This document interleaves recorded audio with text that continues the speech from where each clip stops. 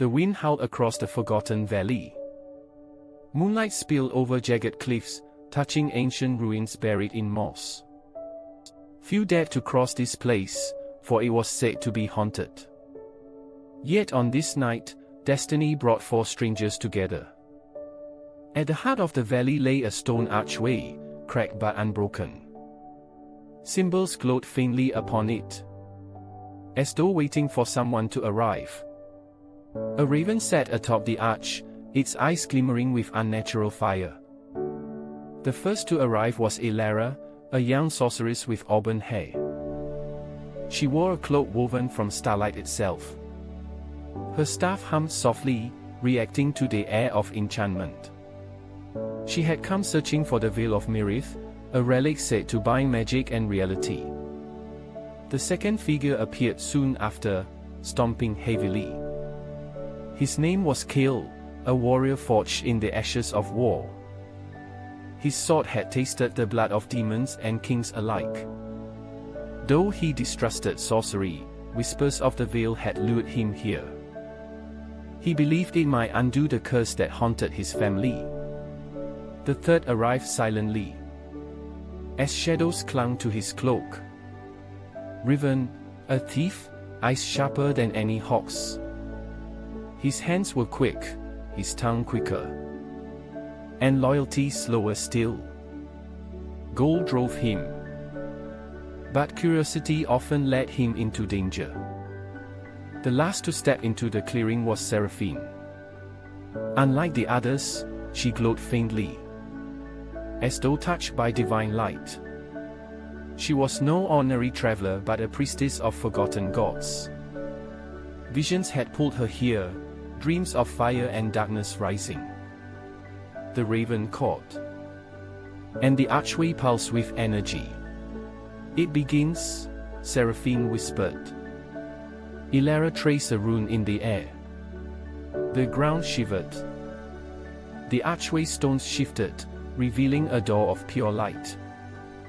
Kale clenched his sword. Riven grinned.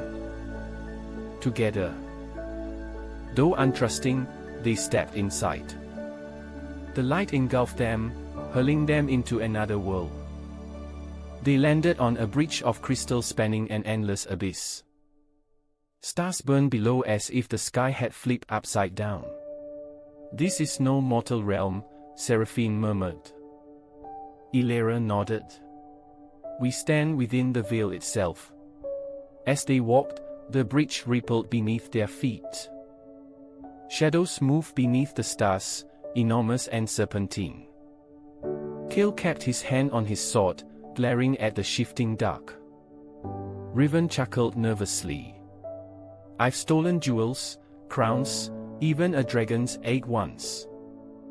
But this place, it feels like it wants to swallow me whole." "That's because it does," Elara replied grimly. At the end of the bridge stood a throne of bone and crystal.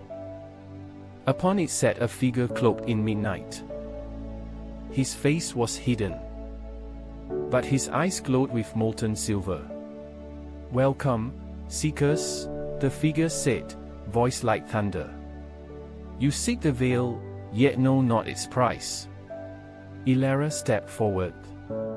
"We come to claim its power." "Do you now?" the figure whispered. Kale growled. "Enough riddles. Tell us what we must do." The figure's eyes narrowed. "To touch the veil, you must bear your truest self." "What nonsense is this?" Riven sneered. The figure raised a hand. Instantly, the bridge beneath Riven shattered. He plummeted screaming into the abyss. Elara cried out, casting a spell. A strand of light caught Riven midair, dragging him back. He collapsed on the bridge, pale and trembling. "Lesson 1, the figure said. Pride has no place within the veil." Seraphine stepped forward. "Who are you?" she asked. The figure tilted his head. "I am the keeper, bound to this place until the veil chooses another." And how does it choose? Ilara asked. The keeper smiled. True trials. True truth. True sacrifice. At his words, the throne dissolved into mist. The crystal bridge cracked apart. Each traveler fell into separate chambers, sealed from one another. Ilara's trial Ilara landed in a chamber filled with mirrors. Each mirror reflected not just her image, but twisted versions.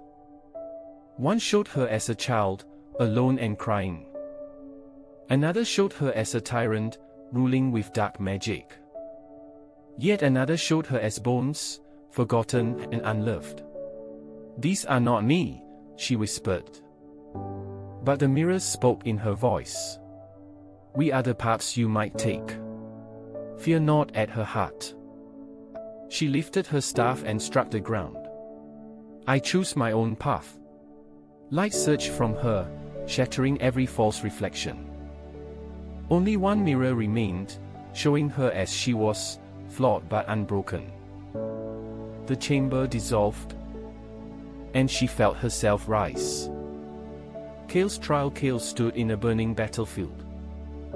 Corpses lay everywhere, many with familiar faces.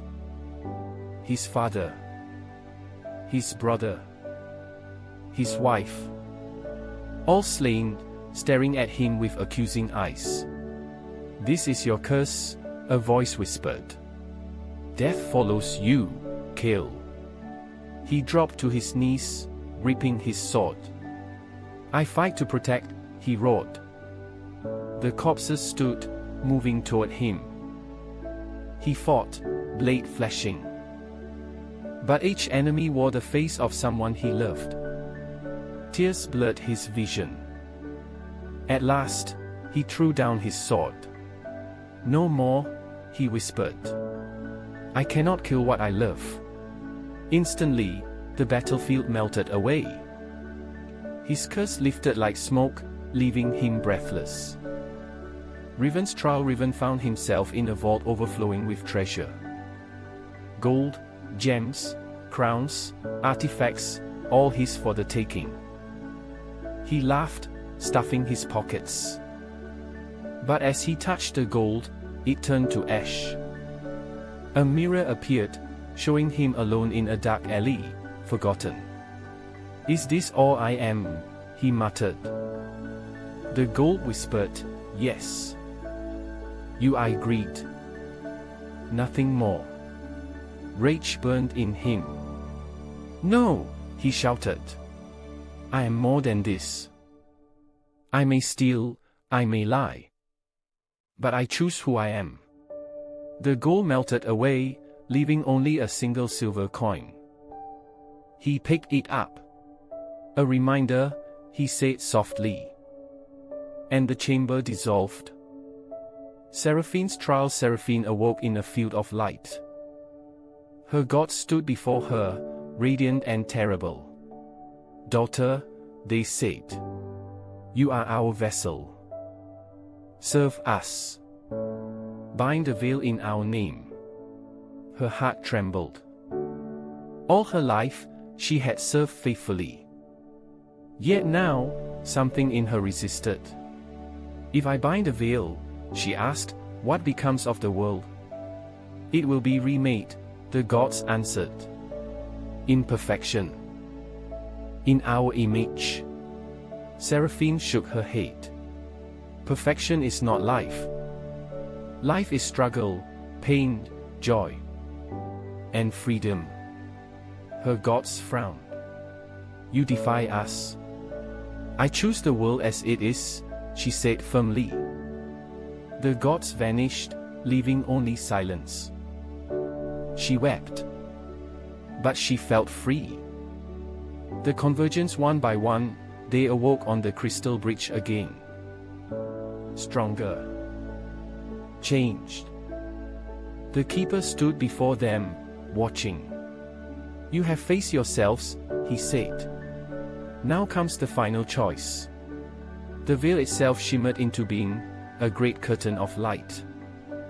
It pulsed with power, enough to rewrite reality. One of you may claim it, the keeper said. But know this, whoever does shall vanish, becoming one with the veil forever. Silence fell. Elara bit her lip. Kale clenched his fists. Riven stared at the silver coin in his hand. Seraphine lowered her eyes. I won't take it, Kale said first. I've already laid down my sword. My fight is over. Riven sighed. I've lived for myself too long. I won't vanish for the world. Elara looked at Seraphine. You saw this in your visions, didn't you? Seraphine nodded. Yes. I knew it would be me. She stepped toward the veil. Wait, Elara whispered. Seraphine smiled. The world must be free. The veil must remain. And I must become its guardian. Light wrapped around her. Her body dissolved into pure radiance. The veil shimmered and grew calm. The keeper bowed. It is done. Aftermath. The bridge began to fade. Kale, Elara, and Riven found themselves standing once more in the valley ruins. The archway crumbled into dust. The raven caught once, then vanished. Silence returned. Kale sheathed his sword. I'll go home, he said. At last, free of the curse. Elara touched his arm. You deserve peace. He nodded and left into the dawn. Riven flicked the silver coin. Guess I'll keep walking.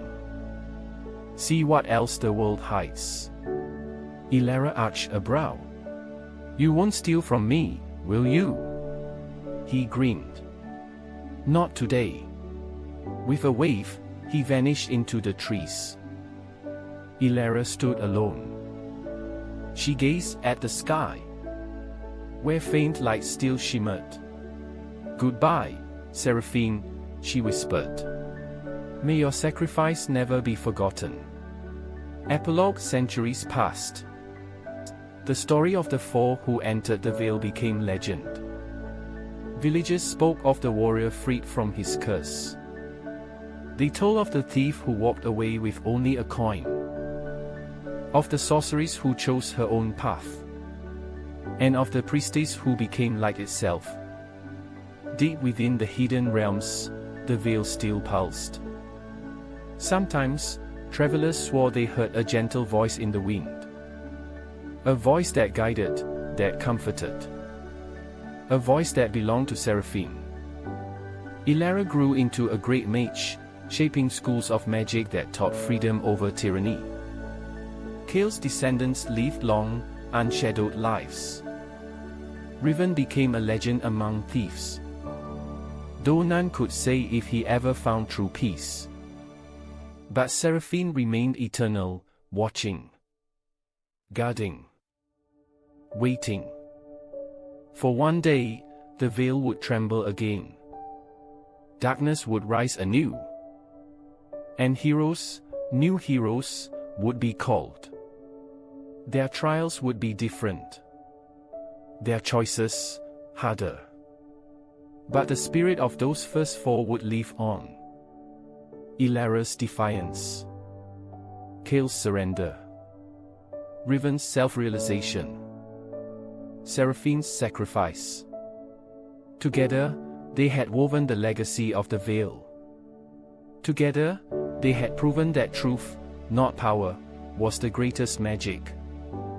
And so, the story never truly ended. It simply waited for the next seekers to arrive.